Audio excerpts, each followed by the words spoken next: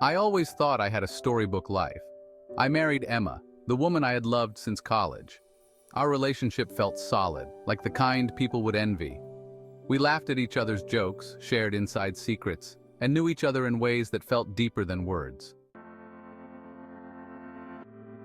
My best friend Alex had been with me through it all. We grew up together, went through high school and college as an inseparable team, and he was practically family. The two of them were the two halves of my world, the people I trusted most. We would often hang out together, movie nights, weekend getaways, late-night dinners where we'd talk about everything and nothing. It was almost like we were a trio. When we got together, it was easy, like all three of us were part of some unbreakable bond. But looking back, maybe I missed the signs. It started with little things. Emma seemed distracted, her laughter not as genuine as it used to be. When we'd talk, her responses felt distant, like she was only half listening. I'd catch her staring off into space, lost in her thoughts, and sometimes when I asked if she was okay, she'd give me a smile that felt almost forced. Alex, too, seemed different. He canceled plans more often, was vague when I asked him how things were going, and he stopped showing up as much. But even then, I brushed it off.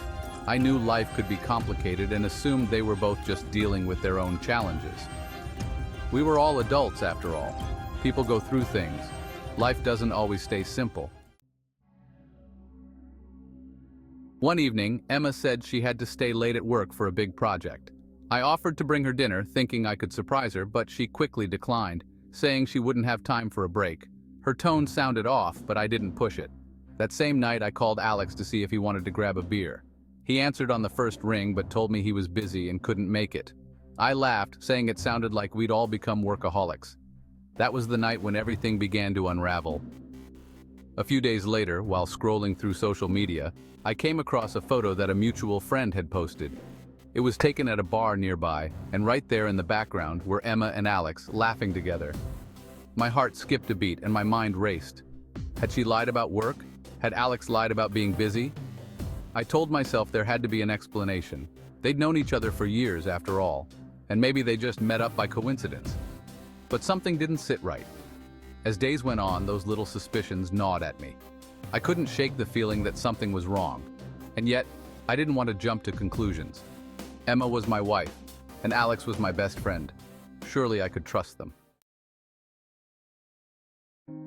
One night, though, I decided I couldn't ignore the feeling any longer. Emma had left her phone in the living room and a message notification lit up the screen. It was from Alex. I shouldn't have looked, but the urge was too strong. I clicked on it, and as I read the messages, my heart sank. They weren't just friendly texts. They were confessions of love, of stolen moments, of the guilt they both felt but couldn't resist. I felt like the ground had disappeared beneath me. My stomach twisted, my head spun, and every piece of my life felt like it was shattering. I wanted to scream, to cry, to somehow wake up from this nightmare, but I couldn't move. I sat there, numb, replaying every moment in my mind, trying to figure out how I had missed the signs. The next day, I confronted Emma. Her face went pale, and for a moment, she was speechless. She tried to explain, to say she hadn't meant to hurt me, that it just happened. Hearing her words felt like being stabbed again and again. She talked about feeling lonely, about how she and Alex connected in a way that she couldn't explain. And yet none of her explanations could make sense of the betrayal. I didn't say much to Alex. I couldn't bear to see him or hear any apologies. The friendship I thought would last a lifetime had crumbled in an instant. I felt as if I had lost everything. The two people I had loved and trusted most in the world had shattered that trust, leaving me in pieces. For weeks, I was a shell of myself. I went through the motions at work, avoided friends and family, and spent long nights staring at the ceiling, wondering where I had gone wrong. I thought about every laugh, every shared secret, every happy memory, and felt like they had all been lies. But over time, something shifted. I realized I could either let this pain consume me, or I could find a way to rebuild. I started small, taking walks, writing in a journal, talking to a therapist. I began reconnecting with old friends, focusing on hobbies I'd forgotten about, and slowly, piece by piece, I started to feel whole again. The journey wasn't easy, and there were nights when the hurt felt unbearable. But eventually I learned to forgive. Not for them, but for myself. Holding on to anger and bitterness was only holding me back from living my life. I learned that forgiveness doesn't mean forgetting or excusing what they did. It means freeing myself from the weight of that betrayal. Today I look back on that time not with anger, but with a sense of growth. I learned about my own strength, about the importance of self-respect, and about the power of moving forward.